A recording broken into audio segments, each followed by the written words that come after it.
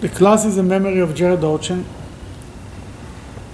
Was anybody in Prague for a visit? Yeah. Long time ago. Prague, as the 1980. Jewish ghetto in Prague is intact. The only place in Europe that's preserved completely, the Jewish ghetto, I think the only, or at least one of the only ones, is in Prague. Why? Because Hitler's agenda was that when, God forbid, he will annihilate the Jewish people, he will have a museum of what used to be the Jewish people once upon a time, and he will be able to, people will be able to come to Prague and look how the Jewish people look like. He wanted to destroy the people and leave the buildings. He was not the first one. Josephus tells a story. Josephus was an historian, a Jew who joined the Romans. Now, there is two-way opinions between the Jewish scholars how to look at how much to believe Josephus. It's interesting, the secular scholars do not believe Josephus. The religious scholars actually believe Josephus.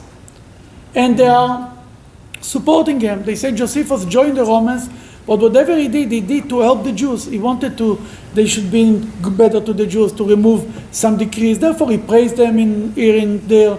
But his agenda was to help the Jews. Rashi brings quotes from Josephus, Tosfos brings quotes. In Jewish writings, there is quotes from Josephus a lot.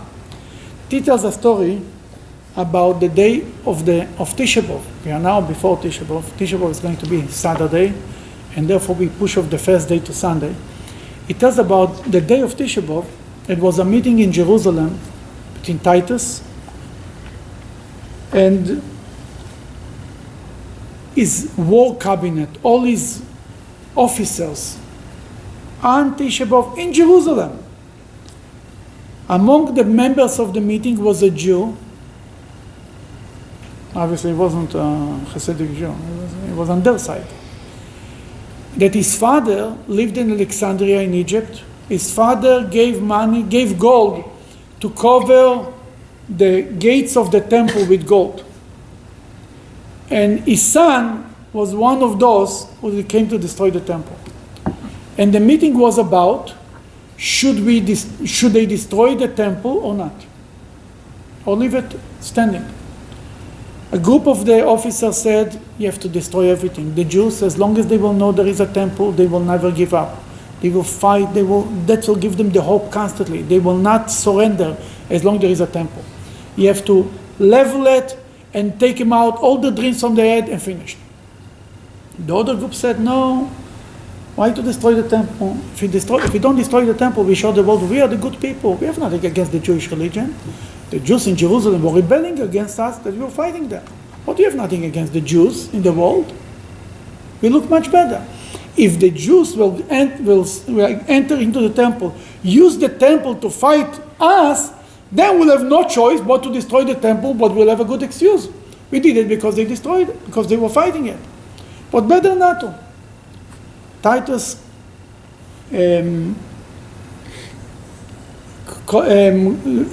decided in the end of the meeting not to destroy the temple. He said the temple is a beautiful building. I want people to come to see the temple and to. I have nothing against the temple. Why not? What happened? It's a war. In a war, there were some Roman soldiers were attacked badly. That one Roman soldier got angry. He took a burning torch and he threw it on the temple. That was the beginning, and everybody got excited and they burned down the temple. That's what Josephus tells the story. In Jewish writing, there is no proof. There is not 1 inch of it, of this story. I remember when I discovered the story and I shared it with other rabbis, nobody liked it. Nobody liked the story. Nobody liked to believe the story. But that's what Josephus said. And it could very well be. That we see that the same idea of Hitler to destroy the people and leave the buildings is not new. Titus had the same idea. Tisha B'Av started. What was the first event that happened on Tisha B'Av? The story of the spies. The spies came from Israel, the 12 spies that Moses sent to Israel. They came back on Tisha B'Av, and they shared the news that the land is a bad land, we will never be able to conquer it. And the Jewish people cried that night, cried all night. And the Talmud says, God says, you cry for nothing, I'll give you good reasons to cry. And all the bad things end up to be on Tisha B'Av. The destruction of the first temple, the destruction of the second temple, the expulsion from Spain, before that the expulsion from England. Many, many bad things happened on this day. In the parsha of this week, Devarim, the beginning of the book of Deuteronomy, Moses reviews the story, the fifth book from the 5 books of Moses is a review of all the stories, all the happenings that happened to the Jewish people during the desert. The first thing that Moses reviews is the story of the spies. And Moses says, God decided on that night that you will die in the desert, that the Jews the men died in the desert. And then Moses adds another word. God also punished me because of you and told Moses that he will not enter the land of Israel. That's what Moses is saying. This is strange because you ask every child why Moses didn't enter the land of Israel. The official explanation that God says 3 times in the Bible, because he hid the rock. That's God's version. Moses' version is because of the spies. Because of the spies. Moses wanted to go to the land of Israel. Why should he suffer because of the spies? There is a commentator, the Or HaChaim. The Or HaChaim was a rabbi who lived around 300 years ago. In which country he was living? Spain, Morocco, I don't remember where. And he made Aliyah to Israel in the last few years of his life. He's buried in Israel, in Jerusalem. That he writes in his commentary is something very interesting. He says, anybody who saw the movie Indiana Jones? That's what it's called? Looking for the Ark? What is called the name? Raiders of the Lost Ark. Raiders of the Lost Ark Ark. of the movie. Whatever the name is, I cannot remember. Raiders of the Lost Ark. Oh, then The first one. why? Maybe who says we are looking for the Ark? Maybe the Ark is destroyed. 3,300 years passed since then. The Ark can fall apart. Maybe the tablets are there somewhere, fall out. But the Ark himself, the Ark was made of wood and gold. Why we are looking for the Ark? Maybe the Ark is gone. The answer is that anything that Moses made with his hand stands forever, exists forever. That the Or HaChaim says something amazing. If Moses would enter the land of Israel, he would build a temple. And God knew that one day the Jewish people might not do what God wants, observe the law. And will be a question, something will have to give, the temple or the Jews. If Moses will build a temple, that the temple will not be able to be destroyed, then God forbid the Jews will have to be destroyed. God told Moses, you stay in the desert. Because of the story of the spies. Because of Tisha B'Av. It's going to be, all the bad things will be from there. Then you stay in the desert, and regular people will build the temple, and when the time will be, and the Jews will have to be punished, it shouldn't be the Jews, it should be the destruction of the temple. What does this mean? Why that it's one of the two? It's a whole story, but we'll say it in short. The reason why it's one of the two is because the Jewish people have 613 commandments. Now, sometimes they don't live up to all the commandments. God is trying to make the burden easier on the Jews. How could he make the burden easier on the Jews? We cannot just do, okay, from now on we are not doing the mitzvahs. We don't have to put on film, we don't have to keep Shabbat, we don't have to do fast on Yom Kippur. It doesn't go like this. The mitzvahs can never be changed. Whatever is the mitzvah must be forever. This Torah can never be changed. That's one of the principles of Jewish faith that Maimonides taught. Then what does this mean? What could be done? God can change the reality. You understand? For example, if somebody does not have 2 hands, he cannot put on film, right? On his hand. The mitzvah is there, but he cannot do it. If you live in a tent, you are not obligated to put up a mezuzah. The mitzvah of mezuzah is there, but I do not have a house. If I do not have a house, I cannot put up a mezuzah. The reality can change. The mitzvahs cannot. Then when God saw that the Jewish people do not observe the mitzvot, and every day they don't do it, they are being liable, He wanted to make it easier on them, He destroyed the temple. He let the temple go to save the Jews. Who did it in the beginning? Who was the first one to do such a thing?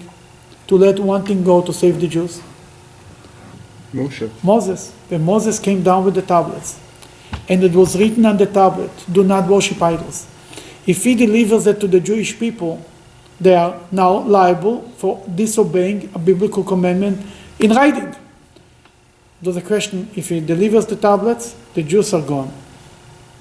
If he wants to save the Jews, he has to break the tablets. He didn't hesitate for a second. He broke the tablets. The same thing God did, broke the temple and saved the Jews.